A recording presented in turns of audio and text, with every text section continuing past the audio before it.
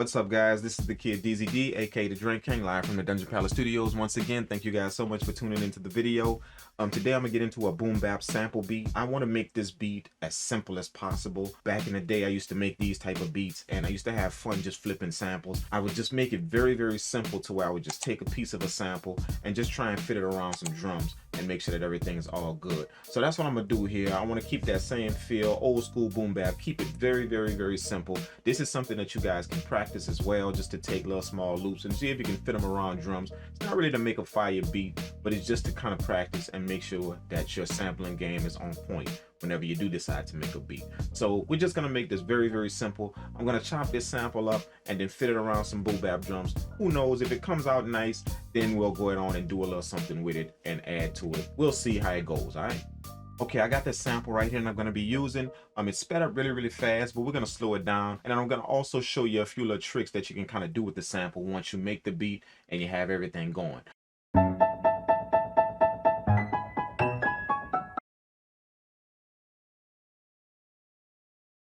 Obviously, we don't want that fast, so we're gonna go ahead on and we're gonna lower the tune down right here to maybe like, let's say -4.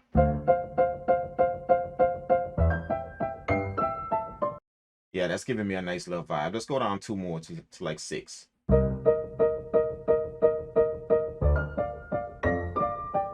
That is it. That's what we want right there. Nice little feel, nice little vibe. Sounds amazing. So we're gonna go ahead on and chop this up. Let's go ahead on and do that. We're gonna go to chop.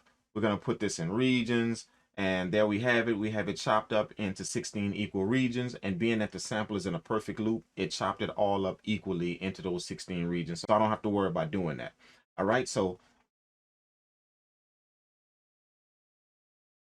now, all we're gonna do is just hold shift and then hit the convert right here, and that's gonna put our sample in a program. So now we're good to go. Okay, so for the drums, we're gonna go ahead on and use my Vinyl Magic drum kit right here. I have a kick already, and then I have a snare. We're gonna just grab a hi-hat real quick.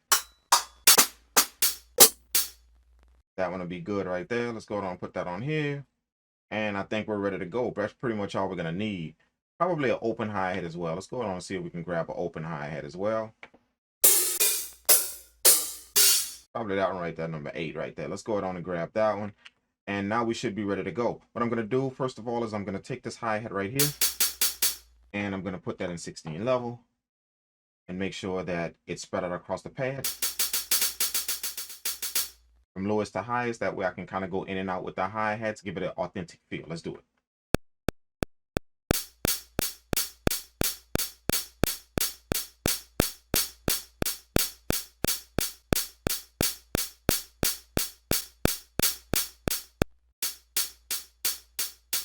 Now we're going to go it on and we're going to drop the kick and the snare.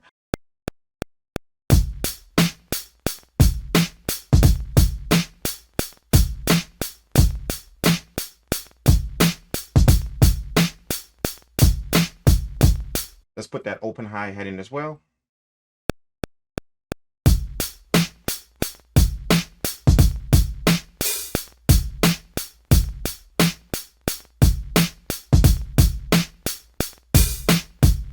Nice, nice, nice, nice, nice. Let's go on and go to track 2. And we're gonna put the sample down. So all I'm gonna do is just work with these right here. And we're gonna kind of chop it up and mix a few things up. Let's see if we can do it.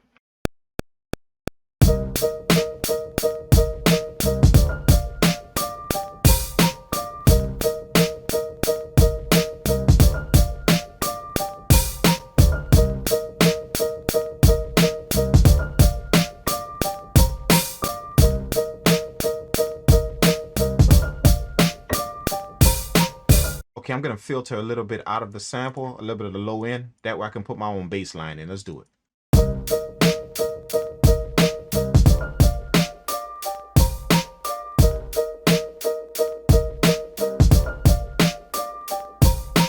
If we have to, then we'll work with that a little bit more, but that should be enough for now. All right, I have this bass line pulled up. This bass line comes from the Expand VST, really, really nice bass line that I use in my sample beats. Without the EQ, it sounds like this. But the reason why I filter out all of the high end is because I want that low end to come through. And this provides a very, very beefy texture to any samples that you need any type of bass to. And it kind of blends in well with damn near any samples. Let's go on and drop a bass line of this.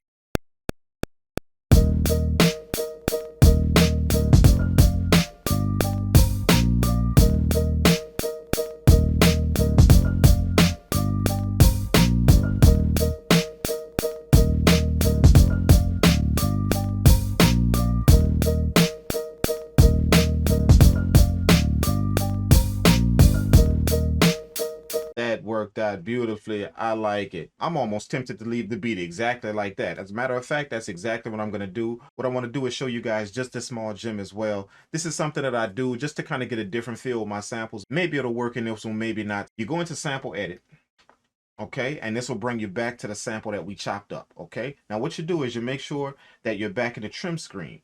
Okay, and then you make sure that you put your slices on all. That way it affects all of the whole entire sample. Okay, and then you're going to see your tune light up.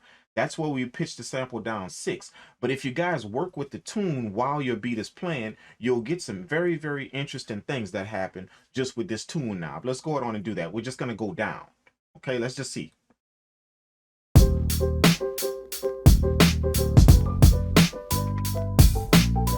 Nope. Let's go down 12.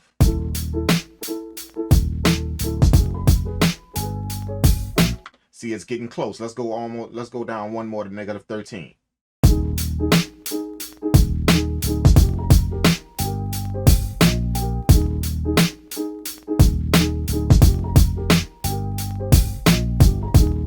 Look at that.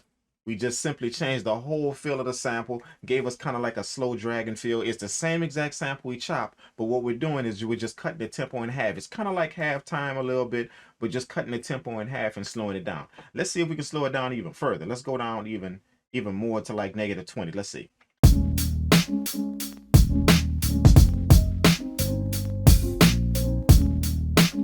No, let's go all the way down, -24.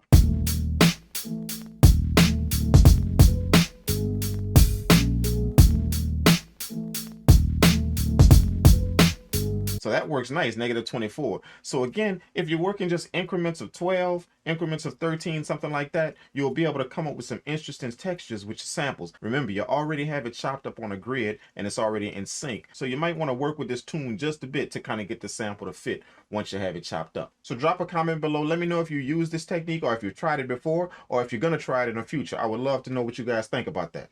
Yeah, I got this vocal loop as well to kind of throw in here. I told you wait for me, but you said I've got to be free. I think I'm gonna try and go ahead on and throw that in there, just see if we can kind of work with something a little bit. Let's see if we can chop this up. Again, we're just practicing. I told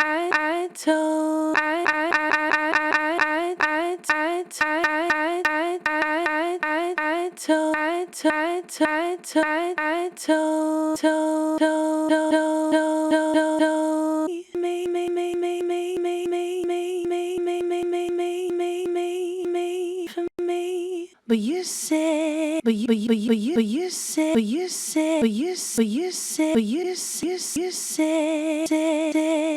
Okay, I have this chopped up on the track. I told you wait for me. Nice. I'm just gonna play with just those chops and kind of give the beat a little bit of a twist with the vocal. Let's see if we can do that. Said, I told you wait for me. You said, I told you wait for me. I told you wait for me. You said, I told you wait for me.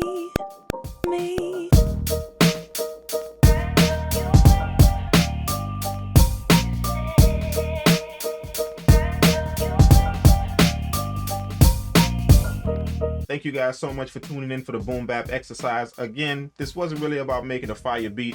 It was just about seeing if we could kind of practice with shaping some samples around a drum pattern, chopping it up a certain way, and making sure that we have a type of vibe. I encourage you guys to always practice your sampling. Sometimes we get in the habit of just trying to make sample beats, but we don't actually practice the sample. This right here is called practicing your sampling. You're not really trying to create a beat. You're just trying to make sure that you get a very, very good feel for how to chop samples, how to blend them into drum patterns. You do it over and over repetitively. That way, when it's time for you to create a full sample beat, you're very, very familiar with how to chop samples, and you can get those samples to lay well with your drum patterns. Thank you guys so much for tuning in. This is the kid DZD, aka the Drink King, live from the Dungeon Palace Studios, and I will check you guys in the next video. Peace.